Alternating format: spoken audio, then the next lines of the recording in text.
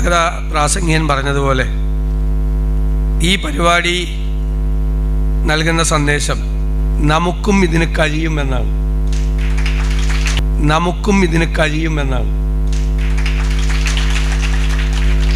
ഞാൻ കഴിഞ്ഞ കുറേ ദിവസമായിട്ട് ഈ പരിപാടിയെക്കുറിച്ച് ഷൗക്കത്തുമായിട്ട് സംസാരിച്ചുകൊണ്ടിരിക്കുകയാണ്.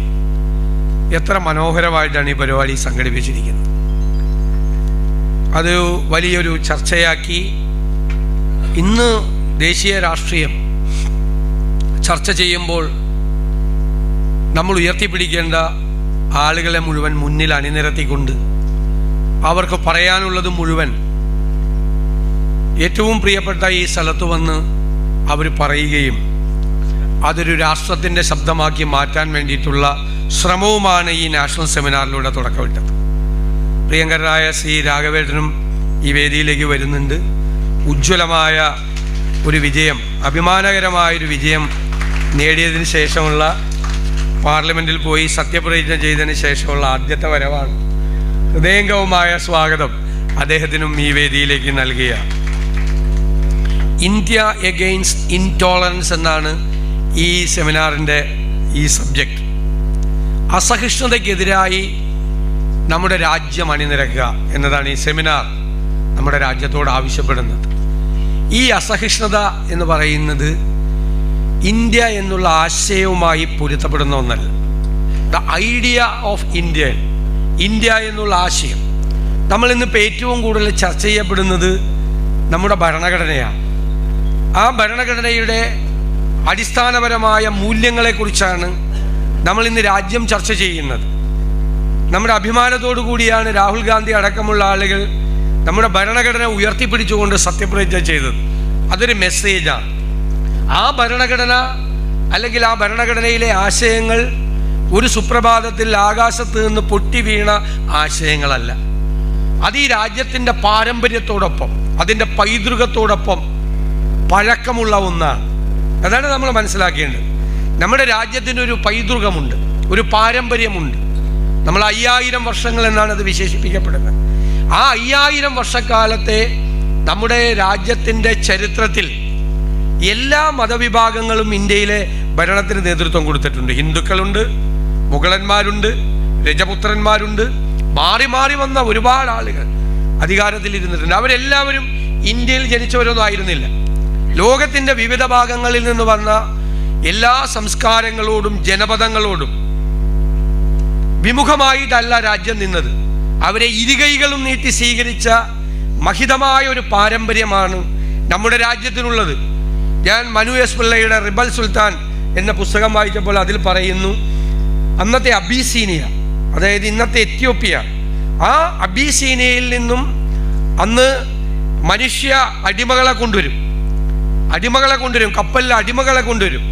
അങ്ങനെ അബീസീനിയയിൽ നിന്നും അന്ന് അടിമയായി വന്ന ഒരാൾ പിന്നെ ബിജാപൂരിലെ സുൽത്താനായിരുന്നെന്നാണ്. അപ്പോൾ രാജ്യം അതായിരുന്നു. ലോകത്തിൻ്റെ വിവിധ ഭാഗങ്ങളിൽ നിന്ന് വന്ന എല്ലാത്തിനെയും കൈനീട്ടി സ്വീകരിച്ച ഒരു പാരമ്പര്യം. സംഘർഷങ്ങൾ ഉണ്ടായിട്ടുണ്ട്, അഭിപ്രായ വ്യത്യാസങ്ങൾ ഉണ്ടായിട്ടുണ്ട്, യുദ്ധങ്ങൾ ഉണ്ടായിട്ടുണ്ട്. പക്ഷെ പൊതുവായ നമ്മുടെ സമീപനം എന്ന് പറയുന്നത് ഇതായിരുന്നു. അതിൻ്റെ തുടർച്ചയാണ് ദേശീയ പ്രസ്ഥാനം. അതിൻ്റെ തുടർച്ച, ആ പാരമ്പര്യത്തിൻ്റെ തുടർച്ചയാണ് ദേശീയ പ്രസ്ഥാനം. ദേശീയ പ്രസ്ഥാനം എന്താണ് ചെയ്തത്? ഗാന്ധിയും നെഹ്റുവും ചെയ്തത് രാജ്യം മുഴുവൻ ചുറ്റി സഞ്ചരിച്ച് എല്ലാവരെയും കണ്ട് എല്ലാവരുടെയും ആ ആശയങ്ങളെ, ആദർശങ്ങളെ എല്ലാം ചേർത്ത് നിർത്തി എന്നുള്ളതാണ് ഏറ്റവും പ്രധാനം. ഇപ്പോൾ കേരളം പോലുള്ള ഒരു ചെറിയ സംസ്ഥാനത്ത് വന്ന് 33 സ്ഥലങ്ങളിലാണ് ഗാന്ധി പ്രസംഗിച്ചിട്ടുള്ളത്. അന്ന് ഇതുപോലെ പ്ലെയിനില്ല വരാൻ വേണ്ടി. അന്ന് തീവണ്ടിയിലെ 3ാം ക്ലാസ് കമ്പാർട്ട്മെന്റിൽ കയറിയാണ് വന്നത്. നമ്മൾ പോലും ഇന്ന് വരെ പോകാത്ത കൽപ്പറ്റയിലെ ഒരു സ്ഥലത്ത് അവിടെ ഒരു സ്മാരകമുണ്ട്, ഗാന്ധി വന്ന സ്ഥലം. തിരുവനന്തപുരത്ത് വന്നിട്ടുണ്ട്, കൊല്ലത്ത് വന്നിട്ടുണ്ട്, ആലപ്പുഴയിൽ വന്നിട്ടുണ്ട്, എല്ലായിടത്തും വന്നിട്ടുണ്ട്, എല്ലാ സ്ഥലങ്ങളിലും വന്നിട്ടുണ്ട്. അന്ന് സാമൂഹ്യ പരിഷ്കരണത്തിന്, സാമൂഹ്യ നവോത്ഥാനത്തിന് നേതൃത്വം കൊടുത്ത ശ്രീനാരായണ ഗുരുദേവനുമായി സംഭാഷണം നടത്തി ഗാന്ധി. അന്ന് അധസ്ഥിതരുടെ പടത്തലവനായിരുന്ന അയ്യങ്കാളിയുമായി ഡയലോഗുണ്ടായി ഗാന്ധി. വൈക്കം സത്യാഗ്രഹത്തിൽ ആനന്ദതീർത്ഥ സ്വാമികളായി സംസാരിച്ചു. വൈക്കം സത്യാഗ്രഹത്തിന് പിന്തുണയുമായി അവിടെ എത്തി. വൈക്കത്ത് അമ്പലത്തിന് ചുറ്റും സാധാരണക്കാർക്ക് വഴി നടക്കാൻ അനുവദിക്കില്ല എന്ന് പറയുന്ന ഇല്ലത്തെ നമ്പൂതിരിയെ ആ ഇല്ലത്തിൻ്റെ മുറ്റത്ത് വന്ന് ഗാന്ധി പാസിയായതുകൊണ്ട് ഇല്ലത്തേക്ക് പ്രവേശനമില്ല എന്ന് പറഞ്ഞപ്പോൾ മുറ്റത്ത് വന്ന് സംസാരിച്ചോളാം എന്ന് പറഞ്ഞ് ജനാലയുടെ ഒരു വാതിൽ തുറന്നിട്ട് അകത്തിരുന്ന നമ്പൂതിരി സംസാരിക്കുമ്പോൾ ഈ പാവങ്ങൾക്ക് വേണ്ടി സംസാരിക്കാൻ ആ മനുഷ്യൻ അവിടെ കൈകൾ കൂപ്പി നിന്നു. ഇവരെല്ലാവരോടും സംസാരിച്ചപ്പോഴാണ് അദ്ദേഹം പറഞ്ഞത്. പിന്നെ അദ്ദേഹം ഹരിജൻ എന്നുള്ള മാസികയിൽ എഴുതി, സ്വാതന്ത്ര്യത്തിലേക്കുള്ള നമ്മുടെ ഈ മൂവ്മെന്റ്, നമ്മുടെ ഈ പ്രസ്ഥാനം കേവലം രാഷ്ട്രീയ സ്വാതന്ത്ര്യത്തിന് വേണ്ടിയിട്ട് മാത്രമുള്ളൊരു മൂവ്മെന്റ് അല്ല. അത് നൂറ്റാണ്ടുകളോളം ജീവിതത്തിൻ്റെ പിന്നാമ്പുറങ്ങളിൽ മാത്രം ജീവിക്കാൻ വിധിക്കപ്പെട്ട ജനസമൂഹങ്ങളെ ജീവിതത്തിൻ്റെ മുഖ്യധാരയിലേക്ക് കൈപിടിച്ചു കൊണ്ടുവരുന്നതിന് വേണ്ടി നടത്തിയ ശ്രമമാണ്. അബ്ദുറഹ്മാൻ സാഹിബിൻ്റെ നാമധേയത്തിലുള്ള ചെയറിലാണ് ഈ പരിപാടി നടത്തുന്നത്. അബ്ദുറഹ്മാൻ സാഹിബ് നൽകിയ ആ ലെഗസി എന്താണ്? ഈ മലബാറിലെ മുഴുവൻ ആളുകൾക്കും അഭിമാനത്തോടു കൂടി ഓർക്കാൻ കഴിയുന്ന നാമധേയമാണ്.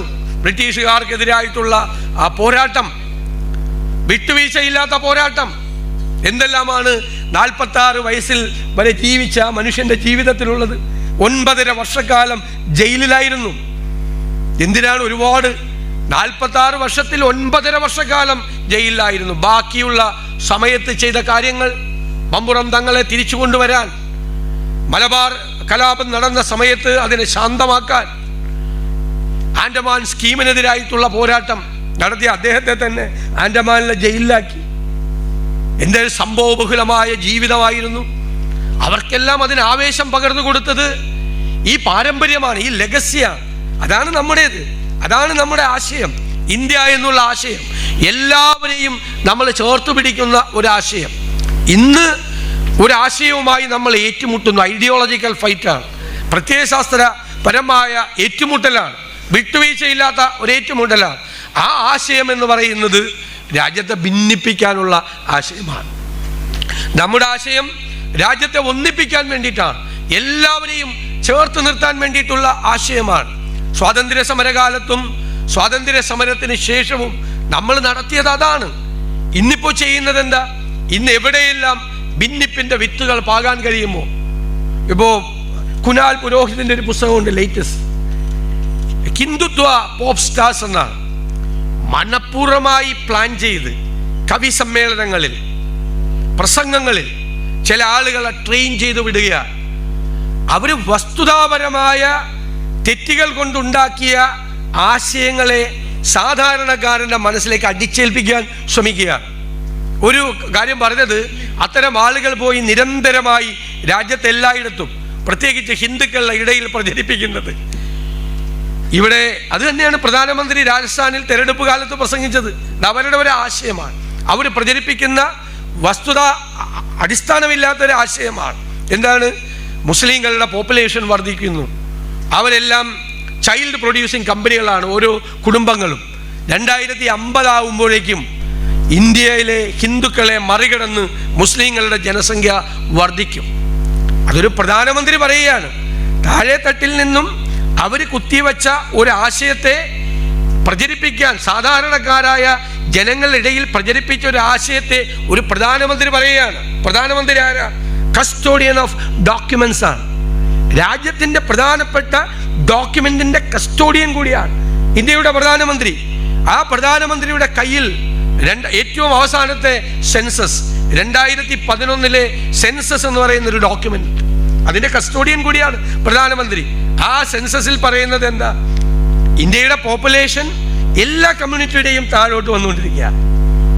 അതിൽ ഏറ്റവും കൂടുതൽ ഡിക്ലൈനിങ് പോപ്പുലേഷൻ ഉള്ളത് ആർക്കാ? മുസ്ലിം കമ്മ്യൂണിറ്റിക്കാണ്. 5.1 ആണ്. ഹിന്ദുക്കളുടെ പോപ്പുലേഷൻ കുറയുന്നത് 3.2 ആണ്. എല്ലാവരുടെയും ഡിക്ലൈനിങ് ആണ്, എല്ലാവരുടെയും പോപ്പുലേഷൻ കുറയുകയാണ്. അതിൽ ഏറ്റവും കൂടുതൽ പോപ്പുലേഷൻ കുറയുന്നത് മുസ്ലിം കമ്മ്യൂണിറ്റിയുടെയാണ്.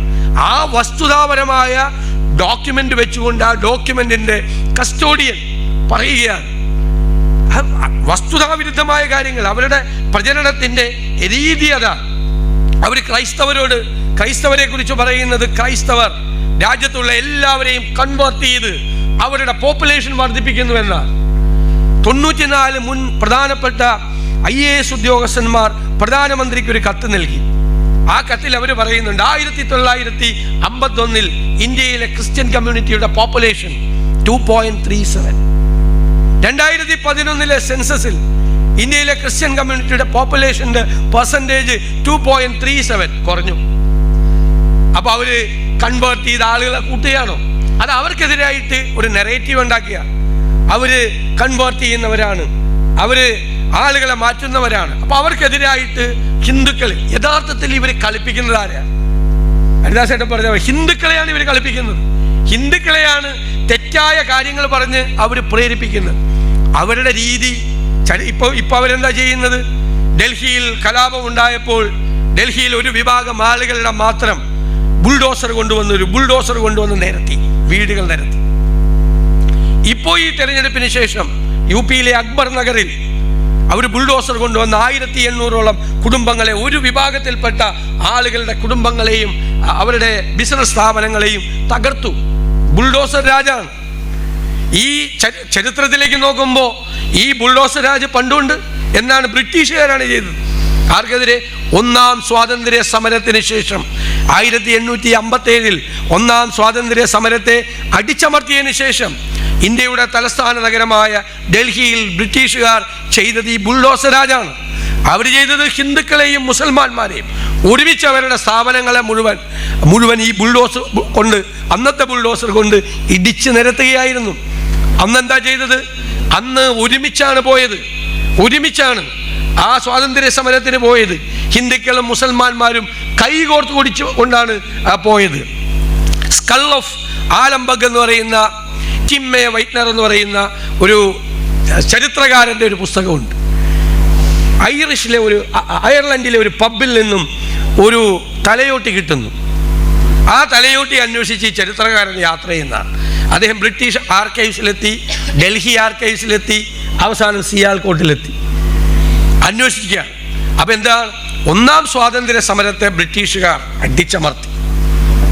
അടിച്ചമർത്തി, ക്രൂരമായി അടിച്ചമർത്തി. ഹിന്ദുക്കളെയും മുസൽമാന്മാരെയും ഒരുമിച്ച് അടിച്ചമർത്തി. എന്നിട്ട് ഇവരെയെല്ലാം തടവിലാക്കി ഒരു മൈതാനത്ത് കൊണ്ടുവന്ന് വെടിവെച്ച് കൊന്നാൽ അവരുടെ ബന്ധുക്കൾ പുറത്ത് കാത്തു നിൽക്കും. അവരുടെ ശവശരീരങ്ങൾ ഹിന്ദുക്കൾ അവരുടെ ബന്ധുക്കളുടെ ശവശരീരങ്ങൾ എടുത്തുകൊണ്ടുപോയി ഹൈന്ദവാചാര പ്രകാരം സംസ്കരിക്കും. മുസ്ലിങ്ങൾ പുറത്ത് കാത്തു നിന്ന് അവരുടെ ബന്ധുക്കളുടെ ശവശരീരങ്ങൾ ഇസ്ലാമിക ആചാരപ്രകാരം ആ മയ്യത്ത് മറവ് ചെയ്യും. ഇത് കണ്ട ഒരു ബ്രിട്ടീഷ് ഉദ്യോഗസ്ഥന് കലിയിളകി. അയാൾ പീരങ്കിയുടെ മുന്നിൽ ഹിന്ദുക്കളെയും മുസൽമാന്മാരെയും ഒരുമിച്ച് കെട്ടിവെച്ചു. എന്നിട്ട് പീരങ്കിക്ക് തീ കൊടുത്തു.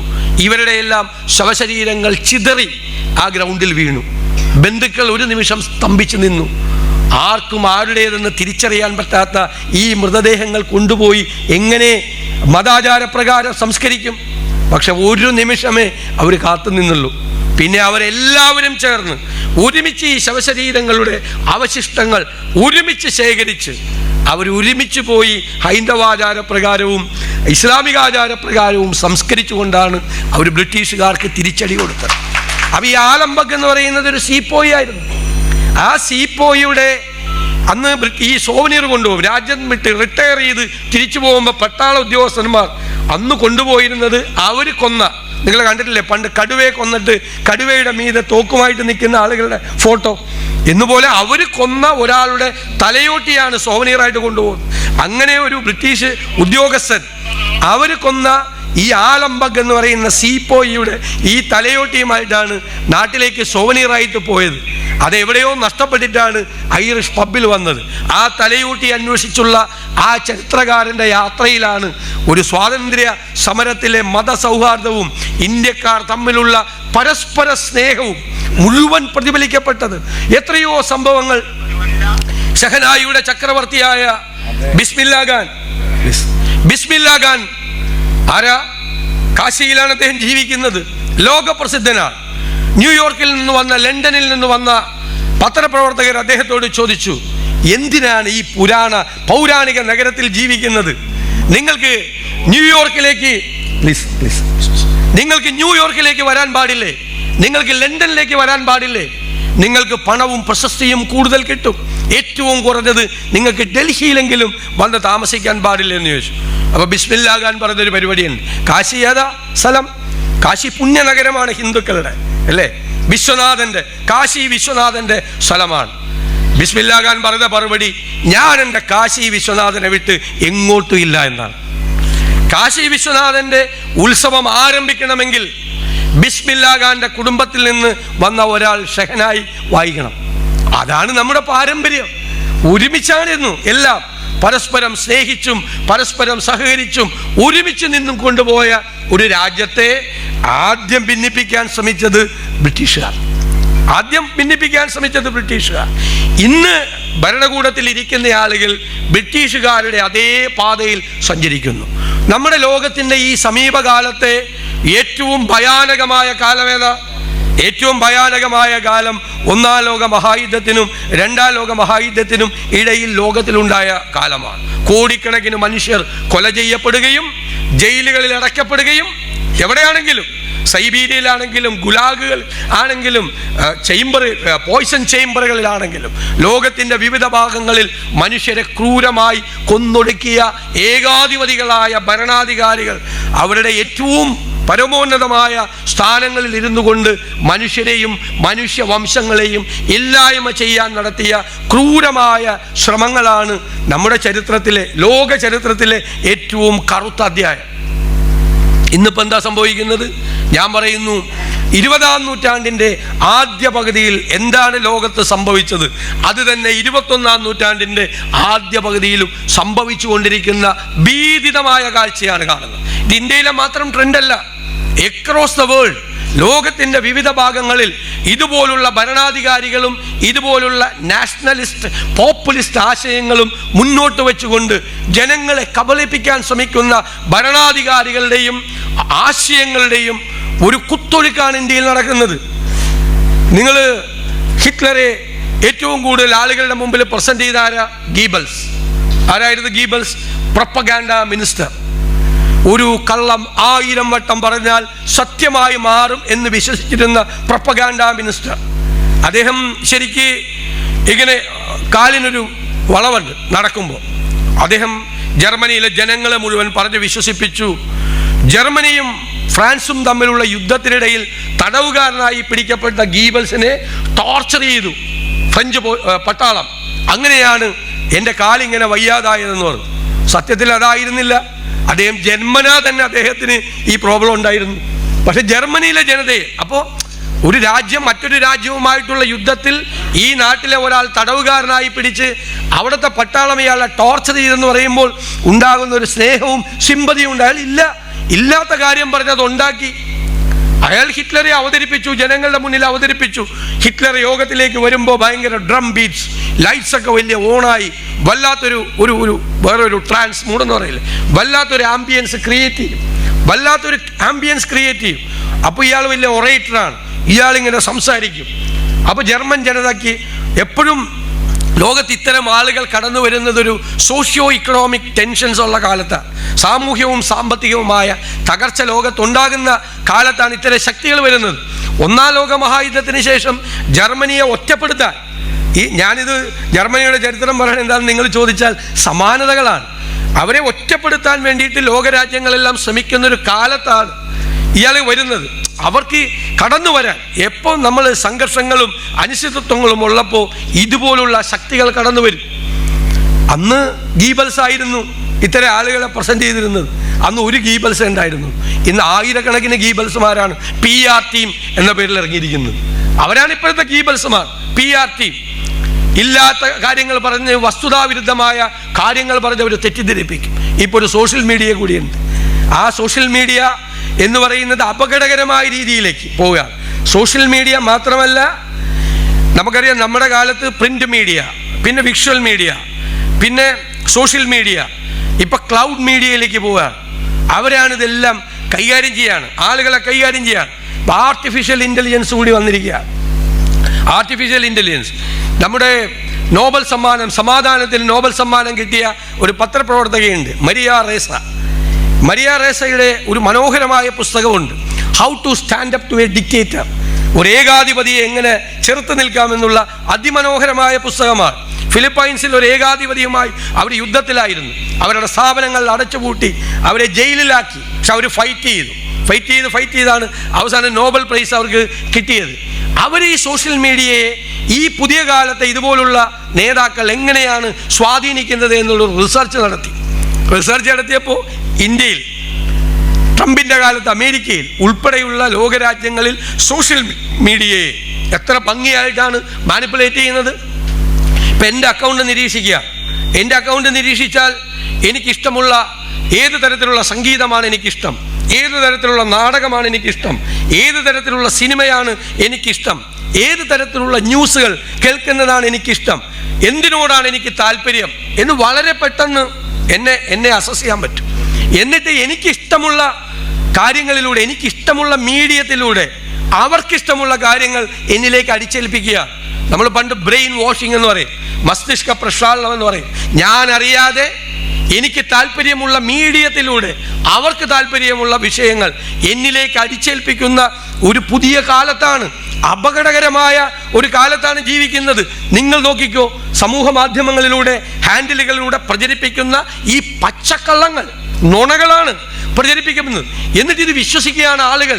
നമ്മുടെ ഇന്ന് ഈ ആശയത്തിൻ്റെ പുറകെ പോകുന്ന പല കുടുംബങ്ങളിൽ ചെന്ന് നിങ്ങൾ സംസാരിക്കും, അവരപ്പെടുത്തു പറയും, കണ്ടില്ലേ വാട്സാപ്പിൽ മെസ്സേജ് കണ്ടില്ലേ, വാട്സാപ്പിലെ മെസ്സേജ് സത്യമാണെന്ന് ആ പാവങ്ങൾ വിശ്വസിക്കുന്നു. തെറ്റായ വാർത്തകളാണ്, വസ്തുതാ വിരുദ്ധങ്ങളായ വാർത്തകളാണ്, ഭിന്നിപ്പുണ്ടാക്കാൻ വേണ്ടി മനഃപൂർവ്വം ക്രിയേറ്റ് ചെയ്യുന്ന സംഭവങ്ങളാണ്. നമ്മളറിയാതെ അത് നമ്മളെ സ്വാധീനിച്ച് നമ്മളെ ഈ നിലപാടെടുക്കാൻ വേണ്ടിയിട്ട് പ്രേരിപ്പിക്കുന്നു. അതാണ്. അപ്പോൾ പല മീഡിയ തന്നെ, എൻ്റയർ മീഡിയ ഹൗസസ് അതെല്ലാം കോർപ്പറേറ്റുകളെ ടേക്ക് ഓവർ ചെയ്തു. അവർക്ക് 25,000 50,000 കോടി രൂപയുടെ ബിസിനസ് എംപയർ ഉള്ള ആളുകളാണ് പത്രം നടത്തുന്നത്, ചാനൽ നടത്തുന്നത്. ED എന്ന് വെറുതെ സ്ലേറ്റിൽ പേരെഴുതി കാണിച്ചാൽ പേടിച്ചു പോകുന്ന ബിസിനസ്സുകാരാണ്. ഒരു റൈഡ് നടത്തിയാൽ അവൻ്റെ ബിസിനസ് മുഴുവൻ തകർന്നു പോകും. അപ്പോൾ അവൻ കോംപ്രമൈസ് ചെയ്യാണ്, സറണ്ടർ ചെയ്യാണ്, പേടിപ്പെടുത്തുകയാണ്, ഭീതിയാണ്. അതാണ് നമ്മുടെ മുമ്പിലുള്ളത്. പക്ഷേ ഇന്ത്യയിലെ ജനങ്ങളാണ് നമ്മുടെ പ്രതീക്ഷ എന്ന് പറയുന്നത്. ഇന്ത്യയിലെ ജനങ്ങൾ നമ്മളിലൊക്കെ വളരെ ഉയരെയാണ് അവർ. ഞാൻ ഈ തെരഞ്ഞെടുപ്പ് കാലത്തെ നിങ്ങൾ കേട്ടാണ് എല്ലാ പ്രസംഗത്തിലും ഞാൻ പറയുമായിരുന്നു, എൻ്റെ ഉള്ളിൽ എൻ്റെ മനസ്സ് എന്നോട് പറയുന്നത് ഈ രാജ്യത്ത് ഈ അമിതാധികാരത്തിനെതിരായിട്ട് ഒരു സൈലന്റ് ട്രെൻഡ്, ഒരു നിശബ്ദമായ തരംഗമുണ്ട് എന്ന് വിശ്വസിക്കുന്നു എന്ന് എല്ലാ പൊതുയോഗങ്ങളിലും പറഞ്ഞ ഒരാളാണ് ഞാൻ. എല്ലാ പൊതുയോഗങ്ങളും എനിക്കൊരു ഇൻറ്റ്യൂഷൻ ഉണ്ടായി എന്ന്. ഞാനത് പറയാൻ കാര്യം ഞാൻ വേറൊന്നുമല്ല, 47 വർഷം മുമ്പ് അടിയന്തരാവസ്ഥ കാലം ഉണ്ടായി. ആ അടിയന്തരാവസ്ഥ കാലത്ത് കോൺഗ്രസും ഇന്ദിരാഗാന്ധിയും അമിതാധികാരം പ്രയോഗിച്ചു എന്ന് ജനങ്ങൾക്ക് തോന്നി. അവർ ഇന്ദിരാഗാന്ധിയെ തോപ്പിച്ചു, കോൺഗ്രസിനെ തോപ്പിച്ചു. എത്ര കൊല്ലം മുമ്പ്? 47 കൊല്ലം മുമ്പ്. നിങ്ങൾ ഇപ്പോഴും പറയും ആ പാവങ്ങൾ നിരക്ഷരാണെന്ന്, ഇല്ലിറ്ററേറ്റ് ആണെന്ന് പറയും. അവർക്ക് രാഷ്ട്രീയ ബോധം. 47 കൊല്ലം മുമ്പ് അവർ തോൽപ്പിച്ചു. 3 കൊല്ലം അവരൊരു ഓൾട്ടർനേറ്റീവ് കണ്ടു, പരീക്ഷിച്ചു. ആ ഓൾട്ടർനേറ്റീവ് ഫെയിൽ ചെയ്തു, ബദൽ ഫെയിൽ ചെയ്തു, കോൺഗ്രസിനെതിരായിട്ടുള്ള ബദൽ ഫെയിൽ ചെയ്തു. അപ്പോൾ അവർ കറക്റ്റ് ചെയ്തു. അവരെന്ത് ചെയ്തു? ഇന്ദിരാഗാന്ധിയെ തിരിച്ചു വിളിച്ചു. അതാണ് ഇന്ത്യയിലെ ജനങ്ങൾ. ഒരാളും അണ്ടർ എസ്റ്റിമേറ്റ് ചെയ്യരുത്. ഇന്ന് നിങ്ങൾ ആരെങ്കിലും കരുതിയോ? കേരളത്തിലെ ജനങ്ങൾ വോട്ട് ചെയ്യുമ്പോൾ നമുക്ക് മനസ്സിലാക്കും. ഈ രാമക്ഷേത്രം പണിതപ്പോൾ ഇവിടെ ഹരിദാസേട്ടൻ പറഞ്ഞു, പ്രാണപ്രതിഷ്ഠ നടത്തിയപ്പോൾ നമ്മളെല്ലാവരും കരുതിയത് എന്താ? UP-യിലെ ഹിന്ദുക്കൾ മുഴുവൻ ഇവരുണ്ടാക്കി വെച്ച ആ രാമൻ്റെ പുറകെ പോകുമെന്ന്. നമ്മൾ വളരെ കുറച്ച് പേരെ പറഞ്ഞു.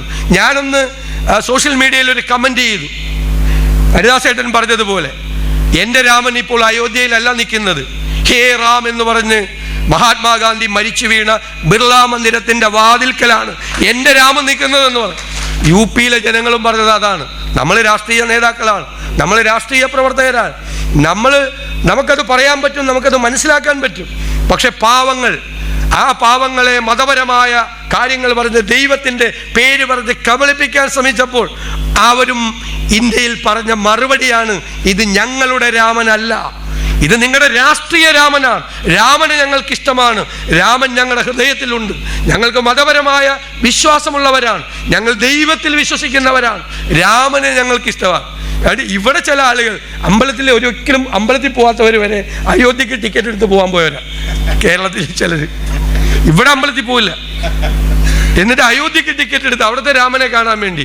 അവിടുത്തെ ജനങ്ങൾ പറഞ്ഞു, ഇത് ഞങ്ങളുടെയും രാമനല്ല. അതല്ലേ പ്രതീക്ഷ എന്ന് പറയുന്നത്, ഹോപ്പ് എന്ന് പറയുന്നത് അതാ. ഞാൻ നിരാശനായിട്ടുള്ള ഒരാളല്ല ഇതൊന്ന് കണ്ടിട്ട്. എൻ്റെ പ്രതീക്ഷ ഈ തെരഞ്ഞെടുപ്പ് നമുക്ക് നൽകിയ ഒരു എനർജി എന്താ? സത്യത്തിൽ ആരാ ജയിച്ചത്? നമ്മളാണ് ജയിച്ചത്, നമ്മൾ തന്നെയാണ് ജയിച്ചത്, നമ്മുടെ ആശയമാണ് ജയിച്ചത്. ആ ആശയത്തെ തോപ്പിക്കാൻ ആർക്കും പറ്റില്ല, ഒരു ബുൾഡോസറിനും പറ്റില്ല. കാരണം നമ്മുടെ പാരമ്പര്യം ഏതാ? 1947 സ്വാതന്ത്ര്യം കിട്ടി ദിവസങ്ങൾക്കകം ഈ ബ്രിട്ടീഷുകാർ തന്നെ ഉണ്ടാക്കിയ കലാപമുണ്ടായപ്പോൾ പണ്ഡിറ്റ് നെഹ്റുവിന് ഒരു ഫോൺ സന്ദേശം പ്രധാനമന്ത്രിക്ക് കിട്ടി. എന്താണ്? ഇന്ത്യയിലെ പ്രധാനപ്പെട്ട ഒരു സർവകലാശാല, സാംസ്കാരിക കേന്ദ്രം ജാമിയ മില്ലിയ സർവകലാശാല കത്തിക്കാൻ ഒരു അക്രമ സംഘം പുറപ്പെട്ടിട്ടുണ്ട് എന്നാണ്. കേട്ട പാതി കേൾക്കാത്ത പാതി, പോലീസിനെ വിളിക്കാതെ പട്ടാളത്തെ വിളിക്കാതെ പണ്ഡിറ്റ് നെഹ്റു ആ സർവകലാശാലയ്ക്ക് മുമ്പിലേക്ക് ഇന്ത്യയുടെ പ്രധാനമന്ത്രി പോയി നിന്നു. അത് കത്തിക്കാൻ തീപ്പന്തങ്ങളുമായി വന്ന അക്രമി സംഘം അമ്പരന്നു. മുമ്പിൽ നിൽക്കുന്നത് ഇന്ത്യയുടെ പ്രധാനമന്ത്രി ആക്രോശിച്ചുകൊണ്ട് പറഞ്ഞു, ആരാടാ ഇത് ചെയ്യാൻ വരുന്നതെന്ന് ചോദിച്ചു. അവർ മാറി. കുറെ സമയം പതുങ്ങിയിരുന്നിട്ട് അവർ വീണ്ടും വന്നു. അപ്പോഴും നിൽക്കുകയാണ് ഇന്ത്യയുടെ പ്രധാനമന്ത്രി ആ ജാമിയ മില്ലിയ സർവകലാശാലയ്ക്ക് മുന്നിൽ. പട്ടാളത്തിന്റെ അകമ്പടിയില്ലാതെ, പോലീസിന്റെ അകമ്പടിയില്ലാതെ ഇന്ത്യയുടെ ഒരു സാംസ്കാരിക കേന്ദ്രത്തിന്, ഇന്ത്യയിലെ ഒരു മതേതര സ്ഥാപനത്തിന് ഒരു രാത്രി മുഴുവൻ കാവലിരുന്ന പണ്ഡിറ്റ് ജവഹർലാൽ നെഹ്റുവിന്റെ പാരമ്പര്യമാണ് നമുക്കുള്ളത്. അതാണ് നമ്മുടെ പ്രതീക്ഷ, അതാണ് നമ്മുടെ കരുത്ത്, അതാണ് നമ്മുടെ പിൻബലം.